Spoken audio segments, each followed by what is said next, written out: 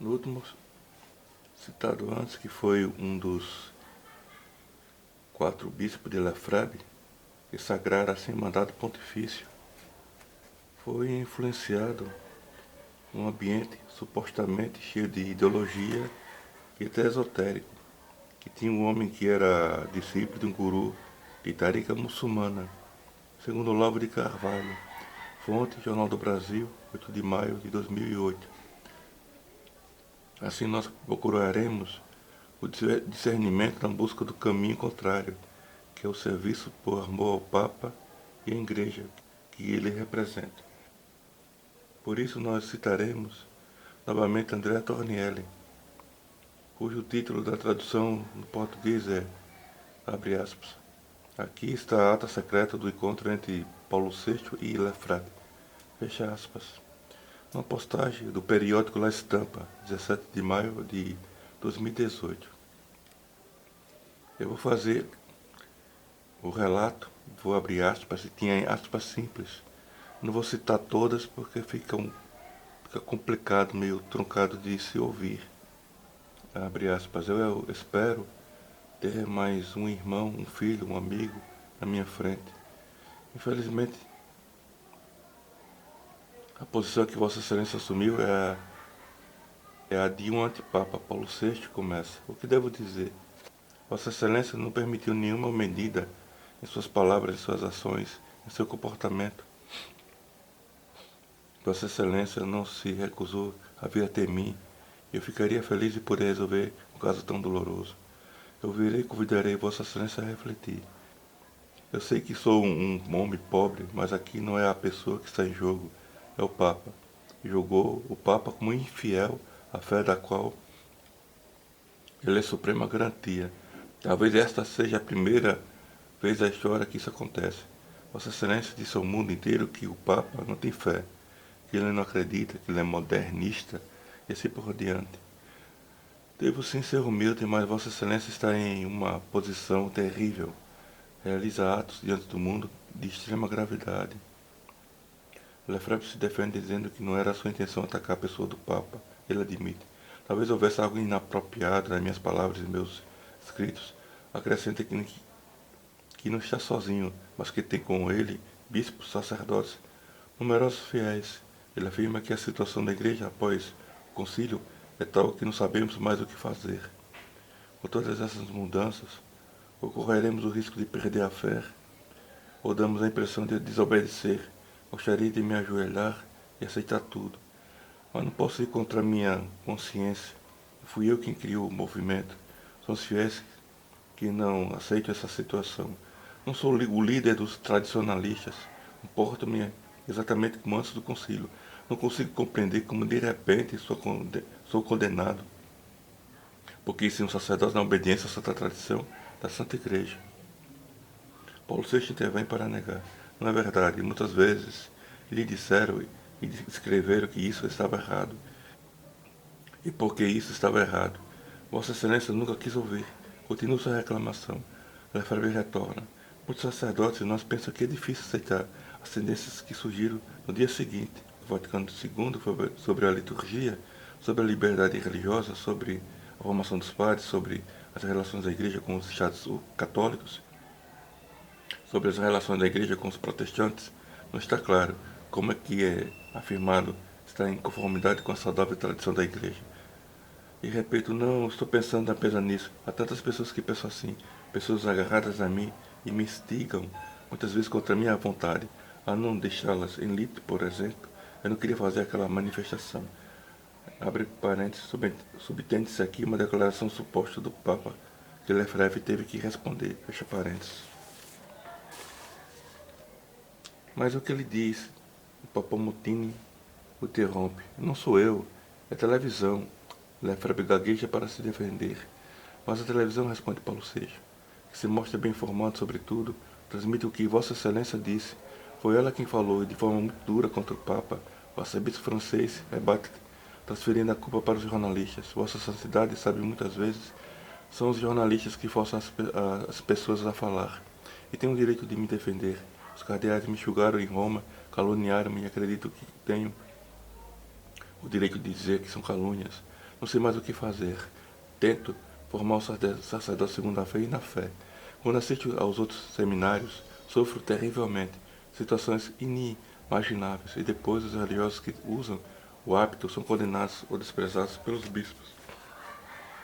Os que são apreciados são os que vivem uma vida secularizada e se comportam como as pessoas do mundo. O Papa Montini observa, mas nós não aprovamos esses comportamentos de forma alguma. Todos os dias nós trabalhamos com grande força, igual tenacidade, para eliminar certos abusos, não conforme com a lei vigente na Igreja, que é a do concílio e da tradição. Se Vossa Excelência tivesse se esforçado para ver, para entender, eu faço e digo todos os dias, para assegurar à Igreja a fidelidade ao ontem e a correspondência ao hoje, sim, ou amanhã, Vossa Excelência não teria chegado ao ponto doloroso em que se encontra. Nós somos os primeiros a deplorar os excessos, mas a solução não pode ser encontrada num desafio à autoridade da Igreja. Escrevi-lhe repetidamente. Vossa Excelência não levou minhas palavras em consideração. Lefebvre responde, dizendo que não quer falar sobre liberdade religiosa, porque o que lemos no documento conciliar é contrário aos seus predecessores. Disseram. O Papa disse que não são os temas a serem discutidos durante uma audiência. Mas assegura, tomo nota da sua perplexidade. É a atitude contra o concílio.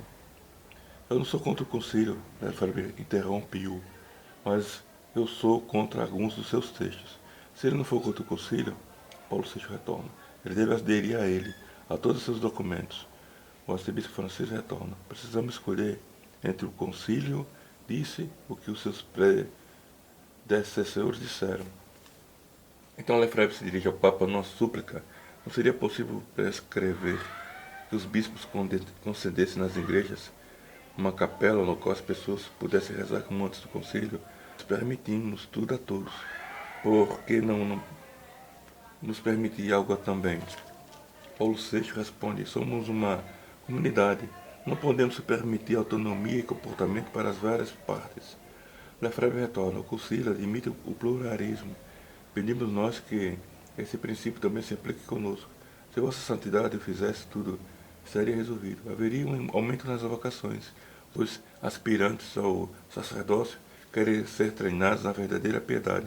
Vossa Santidade tenha a solução para o problema em suas mãos. Então o arcebispo tradicionalista francês que diz que está disposto a que alguém da congregação para os religiosos cuide do meu seminário, diga que está pronto para não dar mais palestras e permanecer nos seus seminários sem sair mais dele. Paulo VI lembra a Lefebvre que o bispo estou Adão, bispo de Sião, ele veio falar comigo em nome da Conferência Episcopal Suíça para me dizer que não podia mais tolerar sua atividade. O que devo fazer? Vossa Excelência tenta botar a ordem, como vós podeis se considerar e comer conosco, quando se posicionais contra nós, dentro do mundo, para nos acusar de infidelidade, de vontade de destruir a igreja? Nunca teve a intenção de... Lefebvre se defende. Mas o Papa Montini responde, Vossa Excelência disse e escreveu que eu seria um Papa modernista, ao aplicar um concílio econômico. Eu trairia a igreja. Vossa Excelência entende que, se fosse esse o caso, eu teria que renunciar. E convido Vossa Excelência a ocupar meu lugar na direção da igreja. E Lefebvre, a crise da igreja está aí, Paulo VI. Sofremos profundamente com isso, mas contribuíste tu para agravá-lo com a tua desobediência solene, com o teu desafio aberto contra o Papa. Lefebvre responde, não sou julgado como deveria. Montini responde, o direito canônico o julga. Vossa Excelência notou o escândalo que causou a igreja. Vossa Excelência está ciente disso? Teríamos nós vontade de ir diante de Deus assim? Faça um diagnóstico da situação, um exame de consciência, e depois pergunta-se diante de Deus, o que eu devo fazer? O arcebispo propõe, parece-me que abrindo um pouco o leque de possibilidades de fazer hoje o que foi feito no passado, tudo ficaria consertado. Essa seria a solução imediata. Como eu disse, não sou o líder de um movimento, estou pronto para permanecer trancado no meu seminário para sempre. As pessoas fazem contato com meus sacerdotes e permanecem edificadas. São jovens que não são da igreja, são respeitados na rua, em todos os lugares. Os outros sacerdotes não usam mais a batina, eles não confessam mais e nem rezam mais. E as pessoas me escolheram. Aqui estão os sacerdotes que queremos. Os pais treinados por Mr. Lefebvre e tomam nota da ata. Nesse ponto, Lefebvre pergunta ao Papa quem está ciente do fato de que existe pelo menos 14 cânones que são usados na França para a oração eucarística. Paulo VI responde: não apenas 14, mas 100. Há abusos, mas o bem trazido ao concílio é grande. Eu não quero justificar tudo, como eu disse, estou tentando corrigir onde é necessário, mas é necessário ao mesmo tempo reconhecer que há sinais, graças ao concílio, uma rigorosa recuperação espiritual entre os jovens. Momento do sentido de responsabilidade entre os fiéis, sacerdotes e bispos.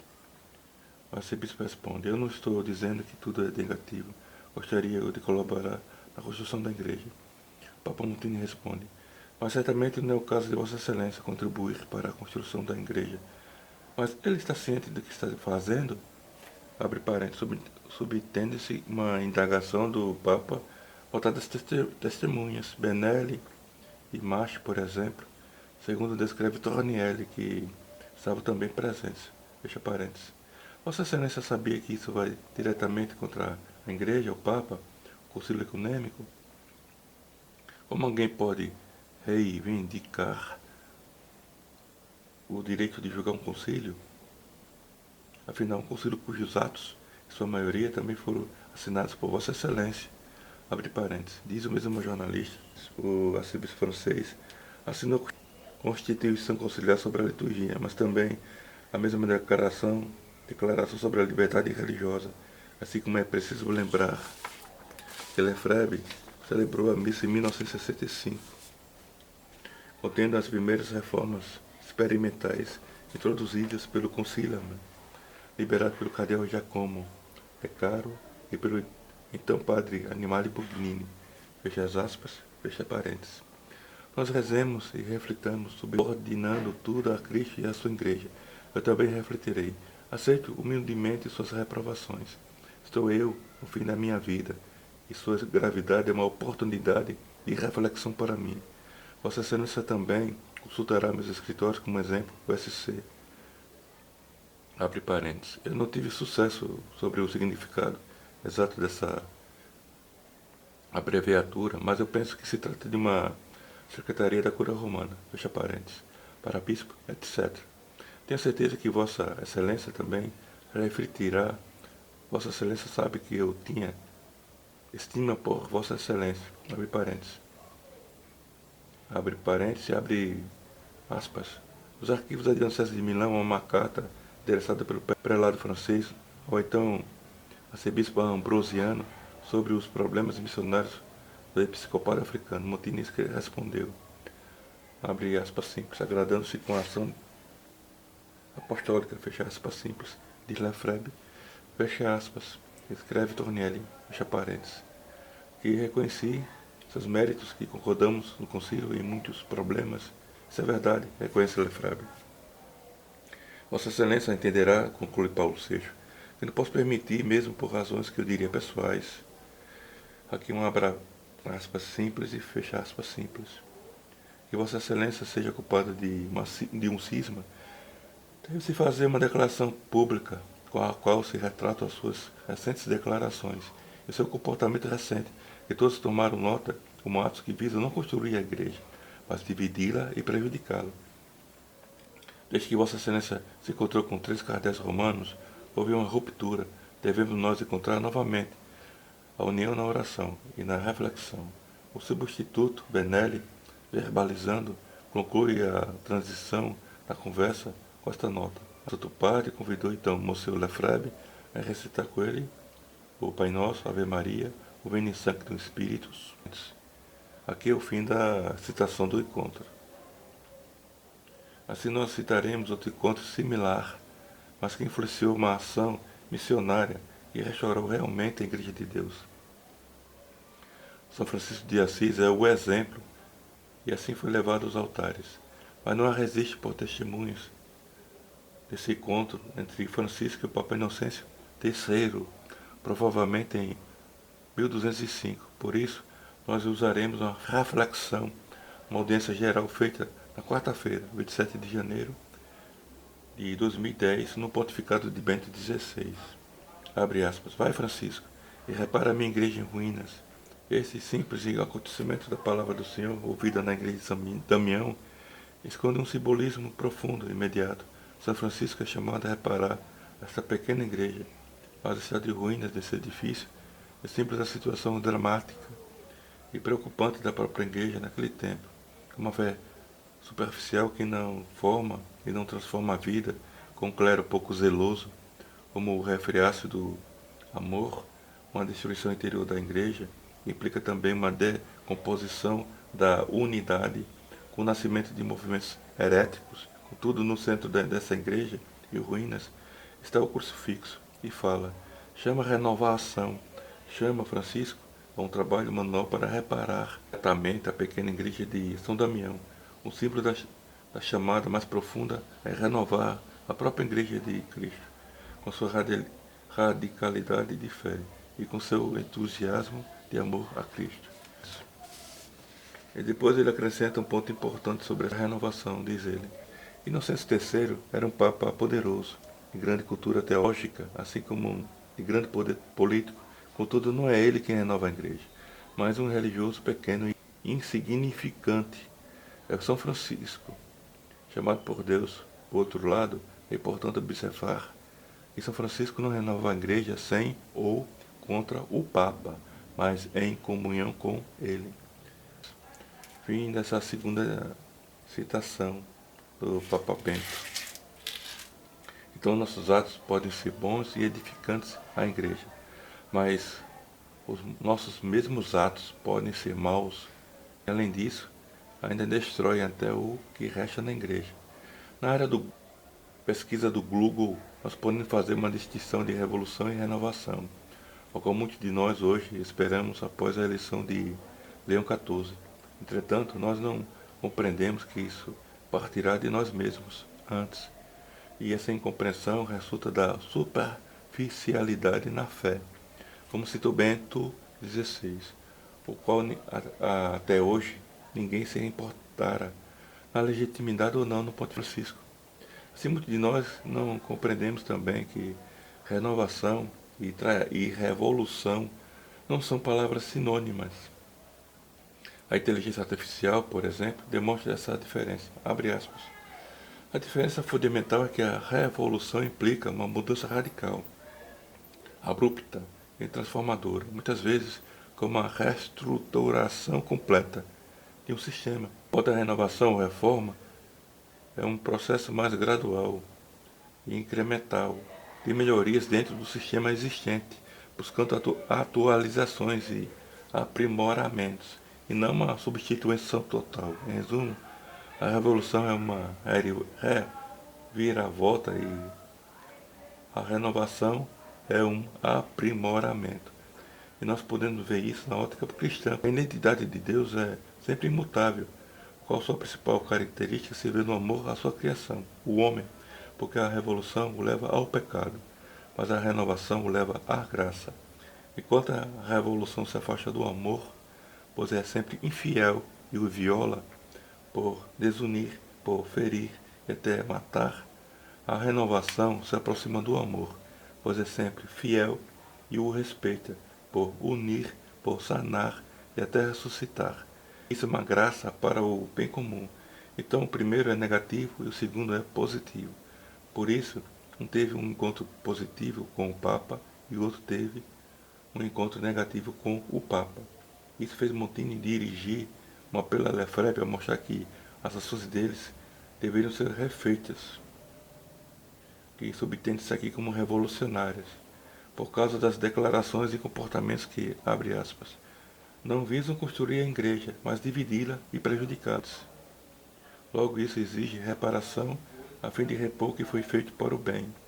Nós iremos agora revelar um pouco como estavam os últimos dias do pontificado de Paulo VI, após o encontro dramático em 1976 com Lefebvre, até o novo pontificado de João Paulo I. Em 1977, Montini já estava bastante contristado com aquela revelação do cardeal Ganon, que revelou uma infiltração, claro, revolucionária, secreta na igreja, que se pode deduzir que a causa da investigação foi o Bugnini, segundo aquelas duas cartas relatadas no artigo Babel Litúrgica do jornalista Tornielli, como nós ouvimos antes.